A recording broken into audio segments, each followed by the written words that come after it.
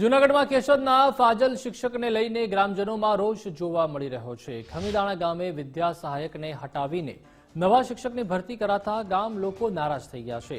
માંગરોળ તાલુકાના સાંઢા ગામે ધોરણ 10ના વર્ગો બંધ થતા હવે ફાજલ પડેલ શિક્ષકની ખમીદાણા ગામે ભરતી કરવામાં આવી રહી છે, પરંતુ ફાજલ શિક્ષકનું શિક્ષણ સ્તર નબળું હોવાથી ગામ લોકો આ ફાજલ શિક્ષકનો વિરોધ નોંધાવી રહ્યા છે। ફાજલ શિક્ષકને નરારથી નિમણૂક આપવા શાળાના આચાર્ય અને વહીવટદાર ઉપર દબાણ લાવવામાં આવતું હોવાનો ગ્રામજનોનો આક્ષેપ છે।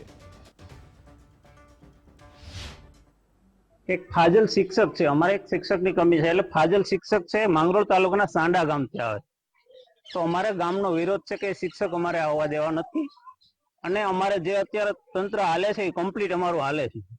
જો એ શિક્ષક આવે, અમારે એક અહીંયા બેન આવે છે, પ્રવાસી શિક્ષક છે, બહુ કામ હાઈ ક્લાસ છે ને અમારે એ શિક્ષકનો અમે ખુલ્લો વિરોધ કરીએ કે અમારે એ શિક્ષક જોતો જ નથી ભાઈ। ત્યાં શું હશે, ત્યાં સાંડા પણ હાઈસ્કૂલ હતી, શા માટે બંધ થઈ ગયા? આનું કામ નબળું હોય તો એ રીતના જ બંધ થઈ હોય ને। જો આનું કામ સારું હોય આ શિક્ષકનું તો હાઈસ્કૂલ ચાલુ રહેવી જોઈએ ને ભાઈ। તો અમારે અમારા ખમીદાણામાં એ શિક્ષકને આવવા દેવા નથી, ચોખ્ખો વિરોધ કરું છું, હું મારા નામથી વિરોધ કરું છું।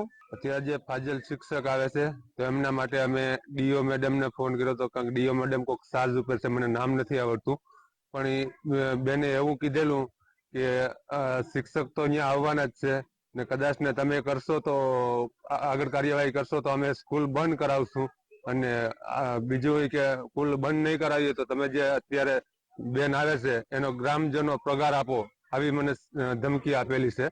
અહીંયા કિરણબેન પીઠિયા અમને સમાજ વિદ્યા ભણાવે છે, તે ખૂબ સરસ ભણાવે છે। અહીંયા એક બહારથી એક શિક્ષક આવે છે જે અમને ભણાવવાનો આગ્રહ કરે છે, અમે તેની પાસે ભણવા માંગતા નથી। કિરણબેન પીઠિયા ખૂબ સરસ ભણાવે છે, તેમ છતાં અમારે તે શિક્ષકની જરૂર નથી, આટલા માટે અમે તેમનો વિરોધ કરીએ છીએ। જો તે શિક્ષક અહીંયા આવશે તો અમે ભણવા નહીં આવશું।